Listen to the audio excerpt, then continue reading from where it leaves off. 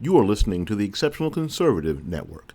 For more information, go to www.theexceptionalconservativeshow.com.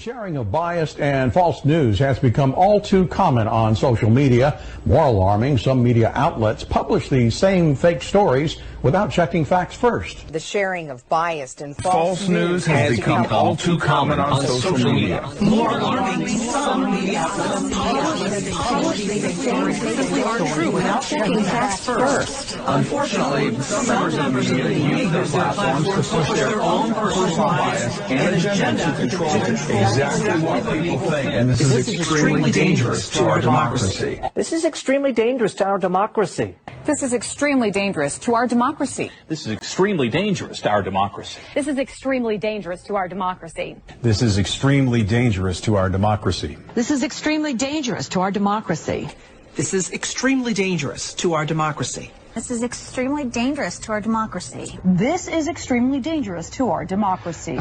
This is extremely dangerous. Hey, welcome everyone to the new. I'm your host, Randy&April. Woo, it's Friday. Happy Friday, everyone. Motivated Friday. Fantastic Friday. Actually, it's Motivated Monday. Fantastic Friday. Also, it's Red Friday. RED Friday, we like to extend our appreciation, our gratitude to the men and women who are serving our nation across the world, away from home, away from their warm beds, away from a hot meal, all that good stuff. And we want to say thank you for your service, commitment, and sacrifices that you're making on behalf of keeping us here at home safe, free for now. And yeah, thank you. And we salute you. So, a lot's been going on this week in the news and all over, actually. But more poignantly, ladies and gentlemen, Marjorie Taylor, what's her name? Jeez, can't talk today. I'm working on my coffee, and I just spilled it on myself. Anyways, but Marjorie Taylor, Green, thank you. Marjorie Taylor Green, she just got removed from her committee assignments last night in the Congress there. Of course, we all know last week I talked about how she was a little firecracker. First week in Congress, she filed an article of impeachment against President Biden, with an asterisk, by the way. She filed an article of impeachment against him. She's been spewing QAnon, QAnon, whatever, conspiracy theories, and been making denial statements about the Sandy Hook school shootings. There's so much other things that she's been doing, and so it took concern among congressional members, media, constituents, and what have you about her actions, attitudes, liking comments about Nancy Pelosi being assassinated and stuff. Which, in my opinion, ladies and gentlemen, that's life. Like seriously, that's life. I mean, we can run around and try to hold people accountable and fire them for things that they like on social media. Not that they're saying it themselves, they just liked it, like the comment. Like, okay, so what? I like a lot of stuff. I don't even read the stuff half the time. I just like it just to show president that, hey, I see what you're saying, and keep it moving. But to her defense, she also said that it was her staffers or somebody, a manager of her social media accounts, that perhaps have done that. In either case, she denounced these things and everything else, and the House still proceeded to move to have her removed from her committee assignments. But that's largely inconsequential. Although having committee assignments is an important role as a member of Congress, so you can inject your influence into how policies are made and or decided on and everything else. But we'll see what's to come. I think it would be fair to say that these same actions that they took against her should also be done towards members of the squad and other incendiary members of Congress that over the last few years have been making such statements, inflammatory statements, and what have you. So it's yet to see that when in 2022, when and if and when the tide shifts towards having a Republican-controlled Congress, will they in turn go after such members for their rhetoric over the last couple of years? Remains to be seen, but who knows? So, but in more or less, I think I think I was losing train of thought and it came back to me and now it's gone again. But all in all, I think for Marjorie Taylor Greene, she sets a precedent for members of Congress, both current members and incoming members, that when you're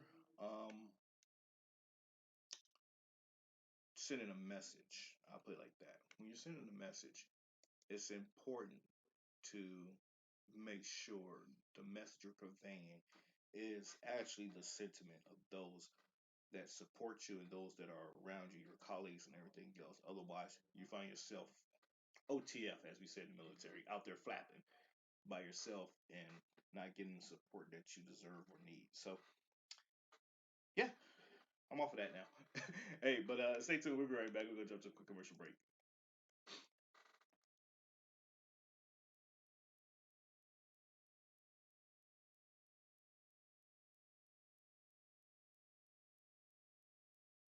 You are listening to the Exceptional Conservative Network. For more information, go to www.theexceptionalconservativeshow.com.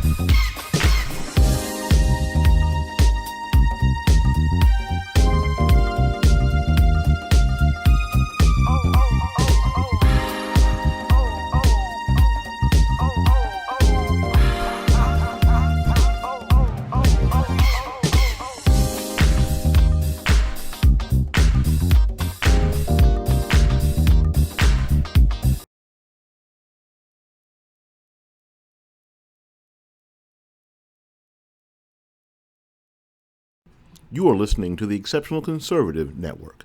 For more information, go to www.theexceptionalconservativeshow.com. Hey, welcome back. So, we had not we, but in Myanmar, they had a coup last week.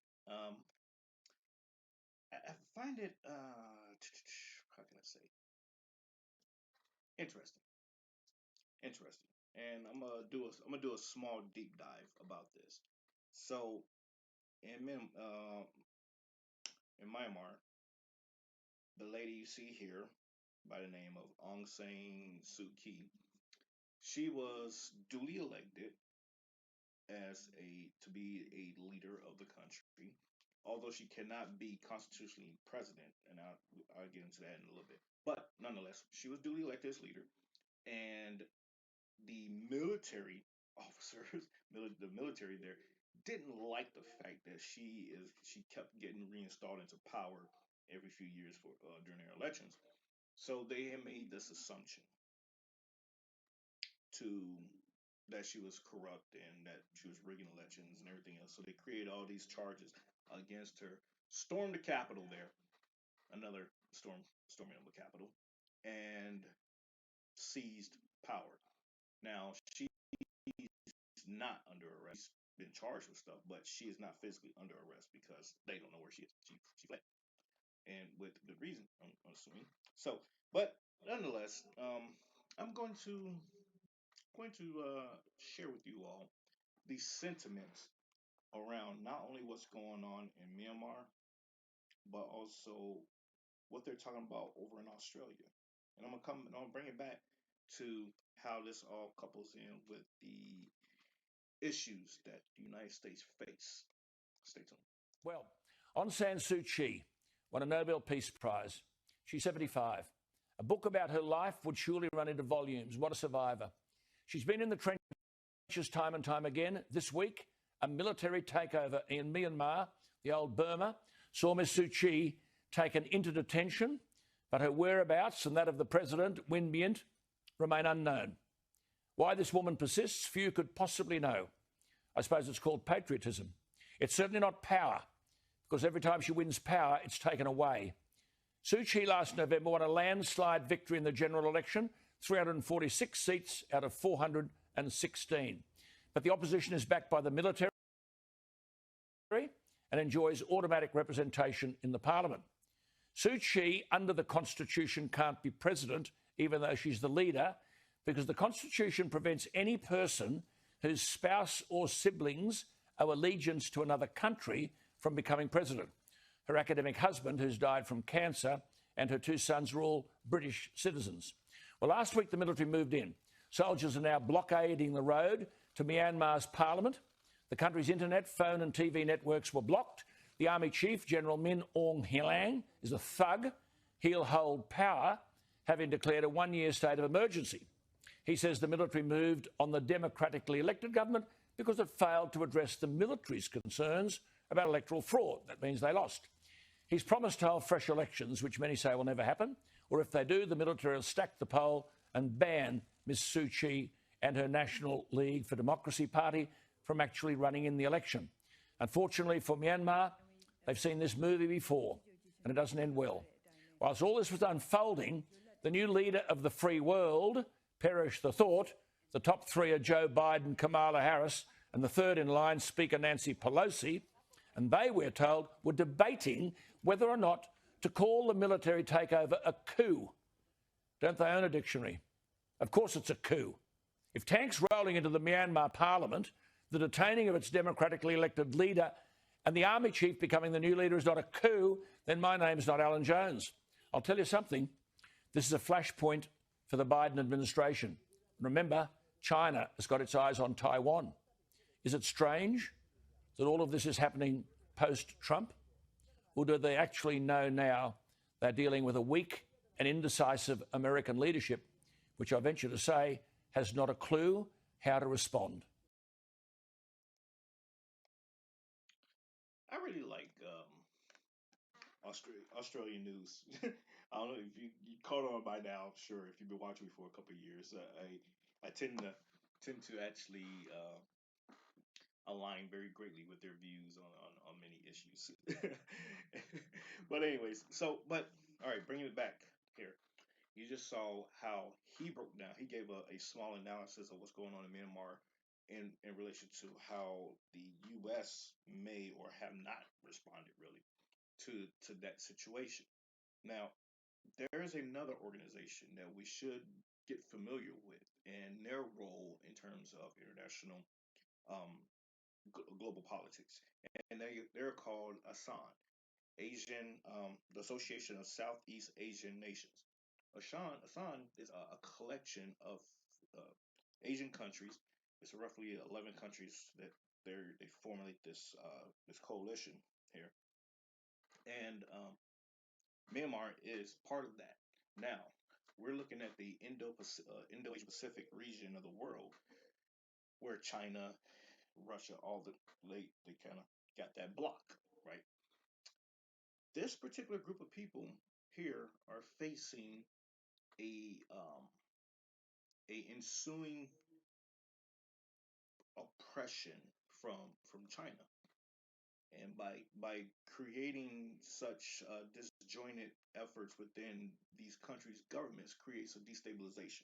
Okay, and with with the interference of not only China but also Russia into these countries, the Chinese government is telling the United States for a reason. Then you have Russia sending threats to the United States about our involvement or our potential involvement in their business with the detainment and the prosecution of Alexei Navalny, who was a strong Putin critic and was subsequently Novichoked and Novichoked, and he came back to Russia from Germany, got arrested. He's been sentenced to I think 3 years to prison. So there's a lot of chess pieces being moved in that particular region, and the rest of the world. And oh, by the way, Russia, as of this morning, expelled diplomats from Germany, Poland, and Sweden from their consulates there because of their involvement with the protest that was going on in support of Navalny. So you have a military coup. Let's bring it all together now, folks. You have a military coup went on. You have a Asian Pacific entity who is being slowly picked apart and picked on by these two larger countries, China and Russia. And oh, by the way, let me back up a little bit here. Taiwan is being brought into the mix by the U.S. under Secretary Pompeo before the transitional administration to recognize and normalize relations between Taiwan and the United States, which also pissed off China because China is like, they're in our territory, we're going to make them part of us. And by them clamping down on what's going on in Hong Kong, how they are starting to recognize and voice their concerns of being more of a democratic country versus a communist country. So Beijing, China's CCP is cracking down on them on that. And then, oh, by the way, they also have what's called a group called Uyghurs. They're being persecuted and genocided against as we speak right now. And all of this is going on with the silence of the United States. And these world leaders, Germany, Poland, Sweden, UK, so on and so forth, the Western Alliance is looking to the United States for some leadership in these issues. Like, hey, our very principles of democracy the very things that we have been trying to spread around the world is being threatened right now. And you, the United States, you're just sitting back with your hands in your lap or your hands under your ass, and you're not doing anything. You're not saying anything.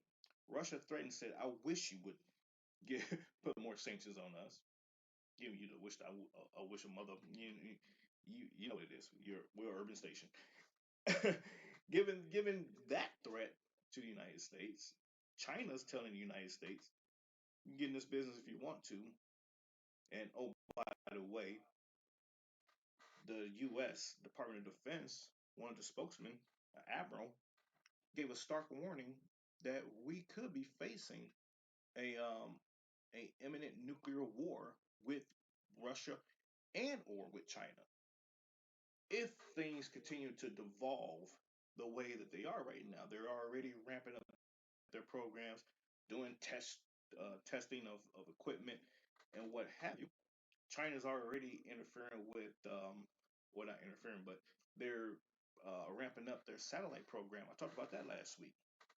So, folks, you need to pay attention to these second and third order effects of what's going on, and ask yourself, why is it that the Biden administration is relatively silent and not imposing any sanctions or any other additional diplomatic realm actions against what's going on with these said countries? You have to ask yourself why. We already know the answer to these questions, ladies and gentlemen, but we want to sit back and pretend like we're, everything's normal and we're all happy-go-lucky when we're actually not. So I just brought all that together for you on what's going on the other side of the pond. That is actually a very, very, very real and large threat to the Republic of the United States. Yes, to our democratic principles, but all in all, to the way, to the functioning, to the design of our country. So, folks, stay tuned. We'll be right back. We're going to jump to a commercial break. So keep it locked right here, and see you in a few minutes.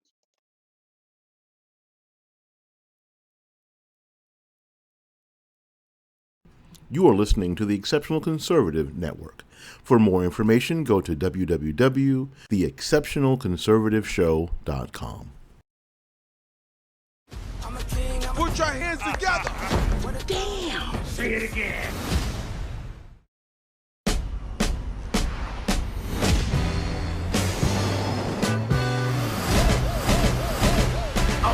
Hey! What you doing back here, Mufasa? Say it again. Feel right in his... I've just discovered that I may have a son here in this land. How much child support is she getting from? The king pays no child support. No child support for 30 years and you came back? You was a dummy! Hello, I am Hakim Jaffer, king of Zamunda. You are the heir to the throne. Yes, my son. He's supposed to be like the prince of Wakanda. Wakanda is a fictional place. Not to everybody. Zamunda is a very real nation. I don't need no handout. Wait a minute. All right, I'm gonna pack. Okay, baby. Presenting King Hakim's son from America. And my mom's. And his mom's. Children, this is your brother. Hey, Quine. I'm sorry I slept with your man. This happened before we even met. It's not like you're the first man I've ever been with. What did you just say about the other men? Coming to America, now it's coming to me. I always thought that Mika was going to be queen. A woman isn't allowed to rule Zamunda. It's the law. Did it ever occur to you that Mika wanted to be your heir? Would you dare banish me from my own bedroom?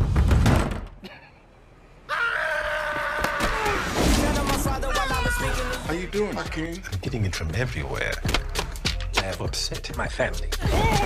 You must be strong. And General Izzy would love nothing more than to take over Zamunda. Raise it higher.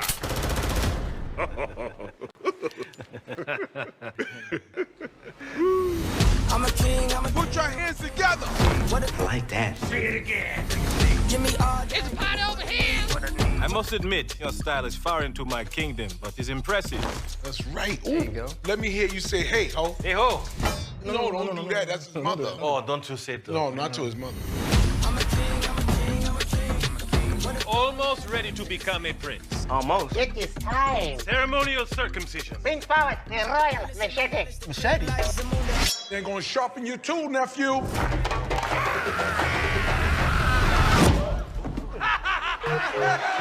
Coming to America, now it's coming to me. I'm a king, I'm a king, I'm a king.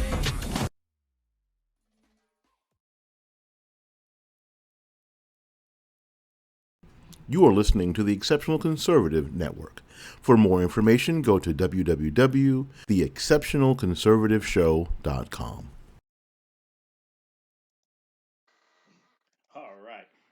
cannot wait for Coming to America Part 2 or 2, yeah, well, Part 2, whatever, to come out March 5th. I cannot wait. I can't believe it's been 30 years since the first one. And they all look, relatively the same.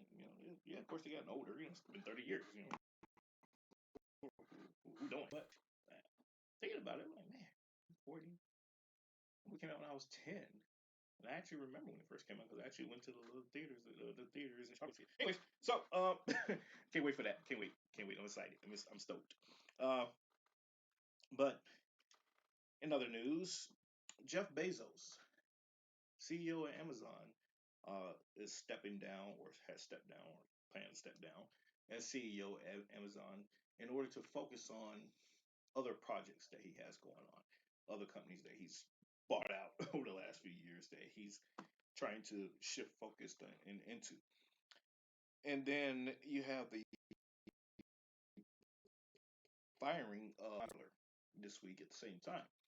Now, his firing comes because he decided that, hey, we're going to crack down on this Q stuff on our platform. We're going to go to actually, giving in to everybody with censoring people and everything else and not allowing violent talking, what have you on the border. No, the hell you ain't.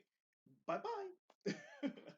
and rightfully so, ladies and gentlemen. If we, it's not to say that I condone people plotting and espousing violence, but nonetheless, these are things, hate speech. These are things that our principles are based on. Our founding was based on in this country was the ability to say and convey your thoughts and your feelings without recourse. We have gotten away from that in society, and now we need safe spaces. We shun people who don't agree with us and everything else. And this is devolving into a very dangerous territory where a person cannot express themselves, but at the same token, one who has a congruent view of the rest of society, they can say and do whatever it is that they want without impunity because the rest of society feels it's okay. But the person that says, you know what, you gotta get hit with a bus, then that's considered hate speech. Yeah, it's hyperbole at the same time. It may even be construed as a joke or whatever. But nonetheless, if a person can't say such things and you actually get hit with a bus, don't get mad because you didn't see or didn't know it was coming. He expressed that you should get hit with a bus. So a lot of times I tell you, he's probably a suspect. I'm just saying. So we gotta be careful with that. We gotta allow people to show us who they are. And when you don't do that, when you don't allow the expression of people, this is where you get, or you ignore it. This is where you get, your Ted Kaczynskis, your Mansons, and what have you, your David Koresh's. This is where they come from. Is from people ignoring or shunning them, trying to silence them because they are considered crazy, and they cultivate these things behind closed doors, and boom, voila, here we go. But the signs were there. But nonetheless, I feel as though uh, Facebook, Twitter, MeWe, all these platforms should be looked at, not just targeted at just Parler for their, I guess you could say their atmosphere of allowing conversations to transpire of this nature. Hell, we got Messenger that's ran by Facebook, Instagram, DMs. You have these platforms where people can talk in groups and have this exchange of ideas. I don't see no one talking about taking down Discord, and we clearly saw evidence of Antifa making plans to infiltrate the Capitol on the 6th. Nobody's talking about taking those platforms down, but yet you want to target a conservative-based platform because of a few bad apples were talking about violence or spewing hate speech. Very interesting. Very interesting. But but going to the Department of Defense. This picture here keeps wanna pop up, so I'm gonna let it finally come up. But the Department of Defense, Secretary Austin has put out a directive. Let's say it like that. I was about to say something else, but I'll be nice. He put out a directive to the all the branches stand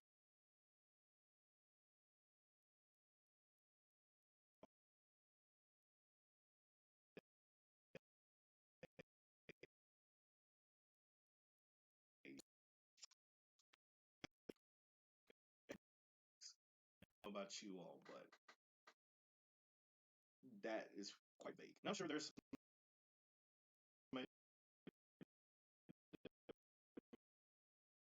may have been some what that should look like. What that is. You're telling a whole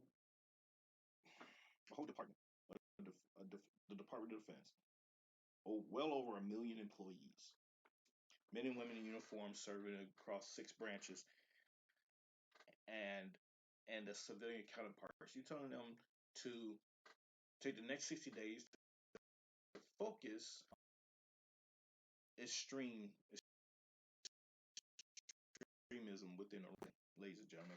What I interpret that is study, address, talk about issues, or they don't even have to be issues, but talk about the ideological spectrums that people naturally carry, whether it's from religion, whether it's from sexuality, whether it's from social affiliations, political affiliations.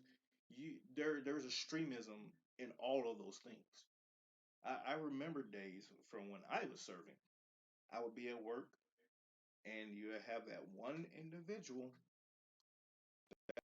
that's holding a study, running around the office, splashing olive oil, screaming, "Hey, hey, hey, praise Jesus," and blaring gospel music. It was just only an hour.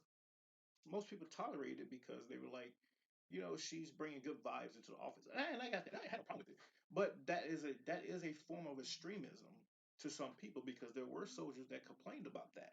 They're like, I feel uncomfortable around that because that's not my religion, number one. And if I was trying to celebrate something like that or do something like that because this person's rank in their position, they're allowed to get away with this. This was a view. These were views of other soldiers, and was actually brought up to change. Investigations were launched and all this good stuff. But I say that's just one spectrum. That's one example. Now we look at um, gender, gender extremism. We're talking now allowing transgenders to serve in the military. That's going to create a culture or atmosphere of where they're going to try to push their personal agendas or their personal rights into the onto other people who may not either A agree with that, B are not comfortable with it because they really don't understand it and everything else. So that is another form of extremism as well. So we have these different things, motorcycle clubs, book clubs, golf clubs. Folks, there are variants to extremism. So when you're telling a whole million plus group of people take the next 6 days and focus on extremism within your ranks, when we have true issues and threats going on around the world, around us, no, take the next 60 days and look at the equipment you have, look at your personnel, look at internal issues because deployments are going to probably ramp up. We're going to probably be, having to hit the dirt at a moment's notice, getting on planes, leaving your families behind, and everything else. So take the next 60 days to re-hone on training, making sure you're ready to go. Not something that's been in our ranks within our culture of the military for centuries, literally centuries. We have these we have branch Jokes about the Marines. We crack jokes about their Chair Force, the Air Force. We crack jokes about the Army. So in essence, those can be viewed as extremisms too, because you're creating a culture of not conflict so much, but a culture of bullying and what have you there. So be careful what you're asking for. Although it's all we did it. But once again, to the eyes of the sensitive, they look at that as extreme. They say, oh my God, they tell them to go eat crayons and die.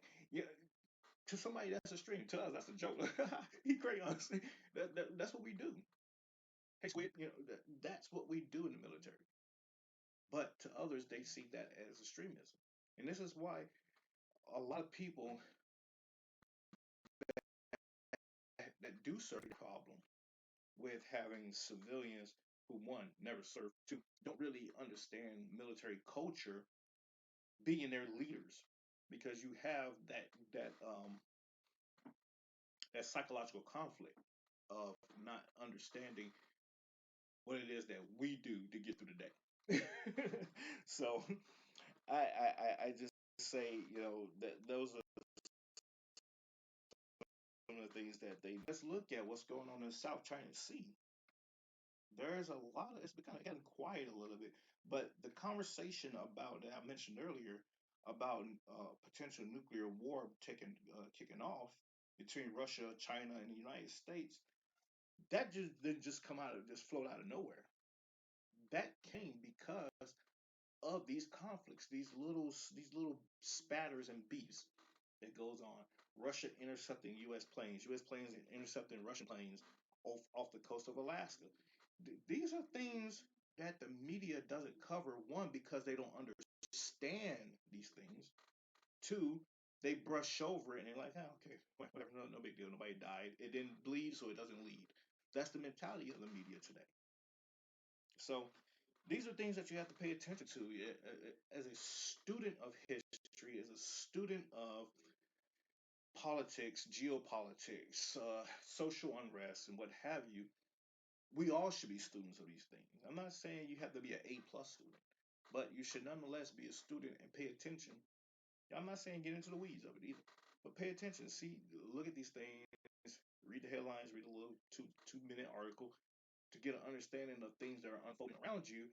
So when it comes back to the home front and things are spurring up, you will have an understanding as to, that's why that went down, because this is going down, or this is going down because that went down. That's how this all works. So, folks, let me be right back. Jump to a quick commercial break. So keep it locked right here. Stay tuned.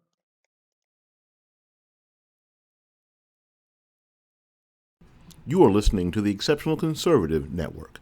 For more information, go to www.theexceptionalconservativeshow.com. Have you heard about Thrive? It's a question asked 1,000 times a day. The Thrive 8-week experience has become the fastest growing health and wellness movement in North America. Over 10 million people have started the experience, and anywhere from 10 to 50,000 experience orders ship out every day. Why is this 6-letter word, THRIVE, turned into a phenomenon? Because it's simple. 1. Take 2 Thrive Premium Lifestyle Capsules on an empty stomach as soon as your feet hit the floor in the morning. 2. 20 minutes later, drink the Thrive Ultra Micronized Lifestyle Mix. 3. Apply patent-pending DFT Dermafusion technology to clean, dry skin. That's it. You're all done. And now you're set to thrive for the day. Because it's innovative. We all have nutritional gaps. No matter how well we eat or live, we simply can't get the body everything it needs from a nutritional standpoint. That's why Thrive was formulated. To supplement your diet and lifestyle. Once you complete your simple Thrive 3 steps in the morning, you've now introduced 3 different Thrive formulas that synergistically work as one. Feeding your body over 100 premium-grade vitamins, minerals, plant extracts, digestive enzymes, probiotics, antioxidants, protein, fiber, and more. The premium-grade nutrition helps fill in your body's nutritional gaps. because it flat out works. Check out what just a few Thrivers are saying about their Thrive experience.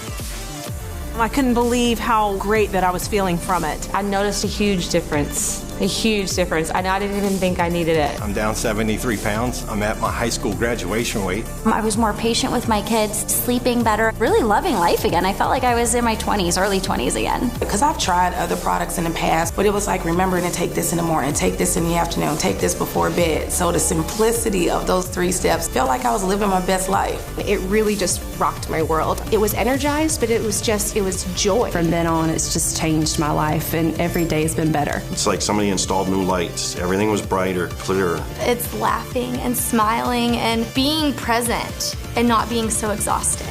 Thrive is where it's at. Now that you've heard about Thrive, the next question is, are you ready to start the experience? Learn more at Lavelle.com and Facebook.com/LavelleBrands.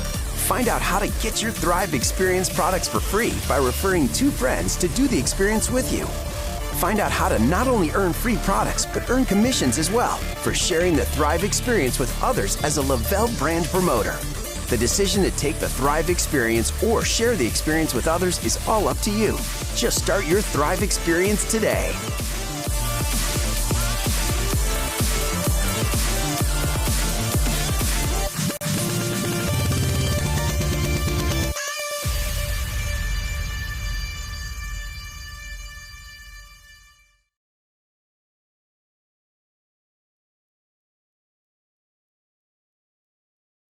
You are listening to the Exceptional Conservative Network. For more information, go to www.theexceptionalconservativeshow.com. Hey, welcome back. So, yeah, if you're interested in starting your Thrive experience, which you just saw there, hit me up, randyperham.le-vel.com. Check that out. Hit me up. Explain to you in depth if you don't understand something or if you got questions about anything. Start your Thrive experience. It's great. Helps you maintain or lose weight, depending on what your goals are. If you feel great, taking vitamins, after you take your vitamins and everything, start feeling great, and it detoxifies you in a sense. It does clean you out. So, yeah, but seriously, if you're interested in doing that, check it out. Give me a reach out to me and help you out with that. So, the great escape, as I would like to call it, from the south coming up to the north. And I'm not talking from Mississippi up to Wisconsin. No, I'm talking about coming through the border of the Mexico into the United States. Just yesterday, Border Patrol agents arrested 11 Iranians in Arizona because they came in illegally and were captured. Now, last I checked, geographically speaking, Iran is nowhere near Mexico. So we have folks that are flying in from adversarial country, Canada or Mexico, and trying to infiltrate in through there. But then you have the Biden administration reversing policies to allow this free flow of immigrants, unchecked, unfettered, for the most part, to come to the United States or to come into the United States. Here's a segment from Fox News yesterday talking about this issue. Tonight, during his first major foreign policy address at the State Department today, President Biden says he will seek to raise the annual refugee cap to 125,000 in his first year in office, up from 15,000 set by the Trump administration. Meantime, on the U.S.-Mexico border, some facilities are at capacity tonight due to a steady increase in border encounters since April 2020 and also COVID restrictions. Some migrants are now being provided a notice to appear and released into the U.S. to await a hearing, what critics call catch and release. National correspondent William Lajeunesse has specifics tonight from Los Angeles. William? Well, Brett, Customs and Border Protection says because of that steady increase in apprehensions, Mexico's reluctance to accept more deported families, and COVID restrictions here, some facilities are at maximum safe capacity. Therefore, it says, per long-standing practice, when long-term solutions are not possible, some migrants will be processed for removal, provided a notice to appear, and released into the U.S. to await a future immigration hearing. Now, this is needed, they say, to avoid keeping migrants beyond what court orders allow. So right now, the Border Patrol is stopping some 3,500 migrants per day trying to enter the U.S. Former DHS Director Chad Wolf calls it a perfect storm, likely to get worse as smugglers and families exploit the situation. It's a significant development that they're not taking certain family units back under Title 42. That's very concerning because if you're just doing that in one or two sectors, it's likely going to manifest itself across that border in the very near future. So right now, this catch and release is only happening in parts of Texas with some families with kids under 12, but especially in sectors with large increases in unaccompanied children apprehensions, like Big Bend, up 98%, 55% in the Rio Grande Valley, which apprehended roughly 7,000 children in just the last 4 months, forcing the administration to add beds in Donna, Texas, and Carrizo Springs, which last saw large numbers in 2019. As for those released, the new DHS director says all migrants will be treated fairly. Those who qualify under those laws are entitled to the relief that we extend. Those who do not will not be able to remain in our country. So unlike those arriving overseas by airplane, say, those released have not been tested by COVID or for COVID by CBP unless they show symptoms. Concerned border mayors have asked for and received thousands of test kits from the state. Brett? William Lashon. Wow. You heard it. And think about this for a minute, ladies and gentlemen. Had it not been for a Texas federal judge intervening on behalf of Texas, stopping the 100-day pause or moratorium that Biden had implemented, we would see literally 3,500 people coming to the border say, hey, I'm here for asylum, let me in, or I'm just gonna come through here, you can't stop me. And there'll be nothing we can do about it for 100 days. 3,500 times 100, it's 350,000 people that would have been just willy-nilly into the country, unchecked, unfettered, unbothered. It's amazing. But they say that's xenophobia when you talk like that. And it is not. I tell you what, open your front door and just say, hey, put a sign up on the corner if you live down the street. Or in front of your house, say, hey, you're welcome to come in anytime you want. Let me know how that works out for you. Anyways, so the catch and release, as you heard her talking about, it's essentially back, because they don't have the resources down at the borders to contain this onslaught of people that are coming, seeking asylum, seeking to just come to the U.S. because they want to get away from their countries. Excuse me. They're not really getting COVID screenings unless they show signs and symptoms. I mean, hell, you've been walking for miles. You're going to be hot, sweaty, and everything else. So I'm not exactly sure what other signs you're going to really notice. Coughing because you're amongst, dirty people and you're dirty yourself. So, there's going to be some respiratory infections and issues and everything else. These are things that people are not thinking about. So,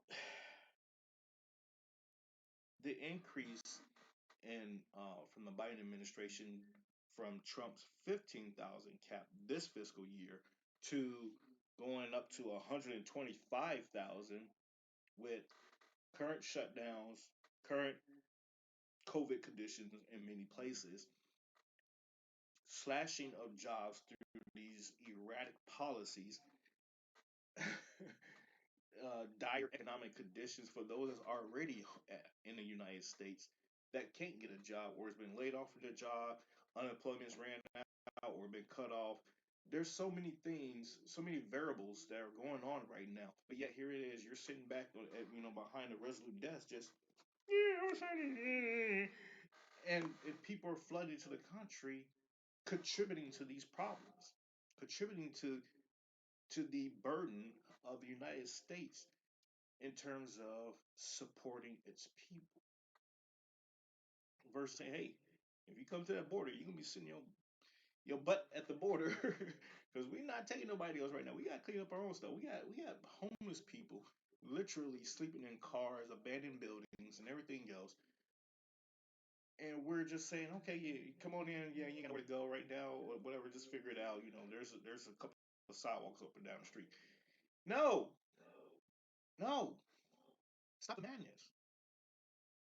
This is not healthy. This is not safe. This is not a good thing. And then there's going to be an uptick in crime because you have people running around this country that nobody knows their name, nobody knows where they came from, nobody knows who they are. They're just randomly doing crap because they're trying to make a way for themselves. There's no fault of theirs per se, but it's their fault that they have to go through this, that they're doing this. Yes, but it's not their fault. I know that doesn't make sense right now to you, but you get what I'm saying. It's crazy. And when we're looking at a increase from the Biden administration to allow these additional refugees and everything else to come to the country, we have to think about going back to the Refugee Act in 1980. What does that mean to the highest surge was like 119,000 under the Obama administration. Trump reduces it down to 15,000. He said, "Okay, we gotta control this because people are seeking to come to the United States for asylum. They're literally flying or crossing bounds of other countries to come to the U.S." And whoa, the definition of refugee or asylum seeking is you go to the nearest, safest location, not fly across the Atlantic or come across the Pacific or go leaps and bounds across Central America to come here and say, "Oh, I'm here because I feel safer." No, no, no. I'm coming here because I want a better opportunity for my family.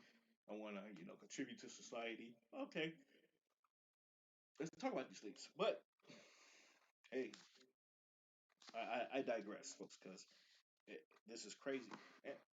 And I don't want to give the impression that I'm against immigration. I'm not. I'm all for immigration. I fully support immigration legally. Number one. Number two, for the aforementioned reasons that I just laid out with um, the potential for homelessness, the resources. Let's just go with economic resources and the availability to support these things right now in comparison to the support that people that are already here need and not getting. So you're just going to exacerbate the situation even more by bringing in more folks. And that makes no sense to me right now. Not at all, either. So that is what I'm against. I'm against prolonging or proliferating more issues into our fold that we can't sustain or even address right now. And I just, yeah, it makes no sense. Then we look at the minority population here in the United States. We can talk about that for a couple of minutes. The minority population in the United States, particularly in the urban communities, these refugees, these immigrants, they're going to be ushered into these communities, further exacerbating the problems that are already existing in these urban communities. We see this already in Minnesota. We saw this already a couple years ago in the Obama administration. Minnesota, Minneapolis, Detroit. Let's go overseas. Germany, Frankfurt, Wiesbaden. There's a couple of areas. The old U.S. military installations over in Germany have been converted to refugee locations, so they can just occupy space there. Is this what we're looking to do in the United States, ladies and gentlemen? Are we? Because guess what? At the end of the day, Hollywood are not going to take any refugees into their massive mansions and everything else. Obama and them down in Martha's Vineyard area, they're not going to take refugees and immigrants into their areas. No, I say put these jokers in the cities, in Atlanta, put them in Chicago, Baltimore, New York, Los Angeles. That's where they're gonna go. Houston, Miami, Seattle.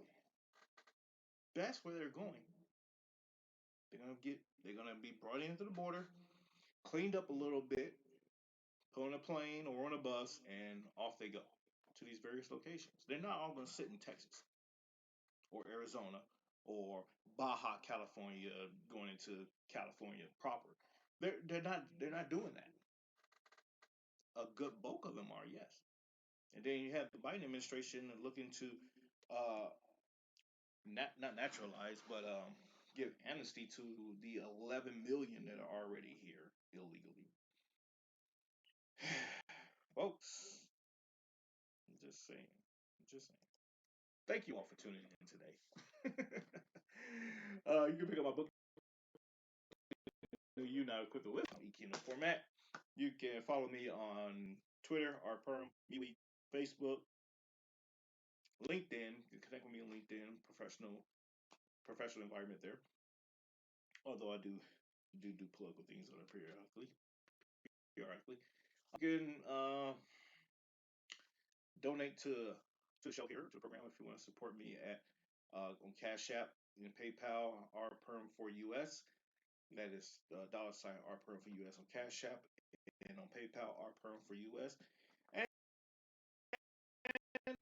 yeah, well, weekend. I'm gonna go take a nap. I'm tired. Okay. I'm human. But yeah, take it easy. God bless you all. Have a safe weekend, and we will see you all on Monday.